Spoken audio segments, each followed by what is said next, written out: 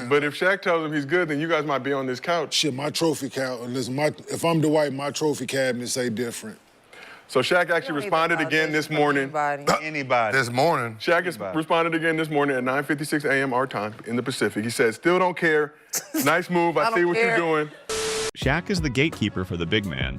He never knighted Dwight and said, all right, welcome to the big house. That's what Dwight feels like he's missing. Validation from the greatest. Why is the Shaq versus Dwight Howard feud still dominating headlines in 2025? In a world where NBA legends often uplift the next generation, this saga has become a rare exception. But what truly fuels this lingering beef? Let's rewind to where it all began. Dwight Howard's Superman dunk during the 2008 Slam Dunk Contest. Dwight? No, it don't matter. People ask, they gonna ask. Because it's clickbait.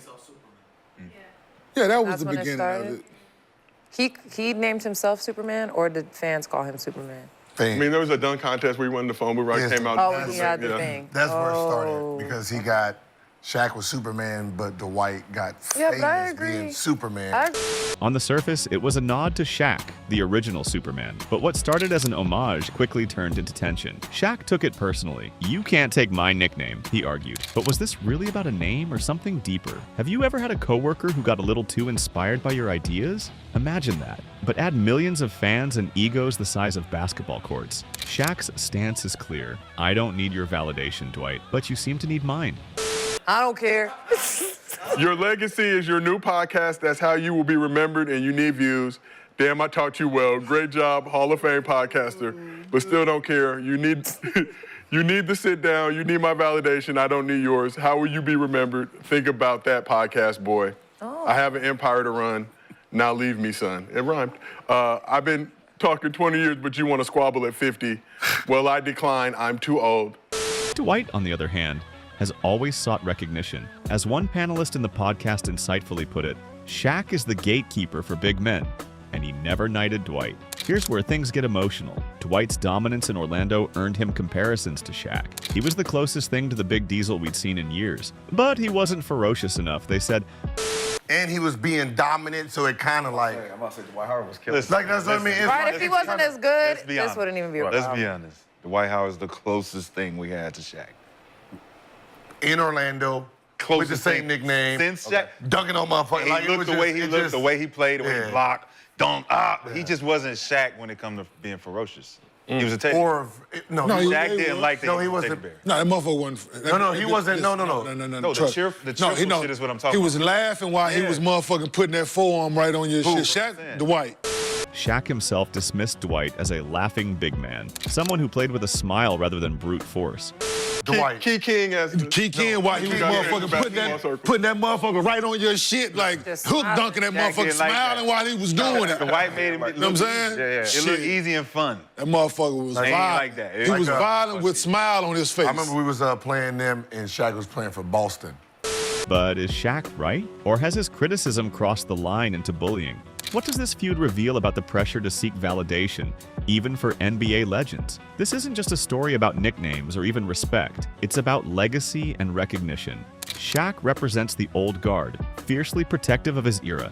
Dwight, meanwhile, symbolizes the struggle for acceptance in the shadow of greatness. But here's the irony.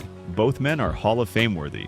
Dwight's achievements, Defensive Player of the Year awards, finals appearances, and Olympic gold speak volumes. Yet, as one podcast panelist said, Shaq won't stop. Dwight just wants to be left alone. Stop, Shaq. And then Shaq is saying no. No, I will do this forever. No. I'm doing this forever. You're gonna make me do it more now that you don't like it. You're a little punk now. Now I'm just gonna I want your lunch money now. I'm gonna make sure you don't get no jobs now. Say, oh, Shaq stopping my checks. What you think you're gonna do now? So brings me my next question. What is everyone's longest standing beef on this couch? Mr. Cemetery Delaire. Rashad, you go first. He's trying to put him in order. He said, I got one. 26 years. Longest standing beef. My elementary school teacher who told me I wasn't gonna be shit, Dad. Not current beef, not biggest beef. The longest standing beef that you have. No beefs. No beef, okay, 2025. Yeah, no beefs. I fucks with everybody that fucks with me. No.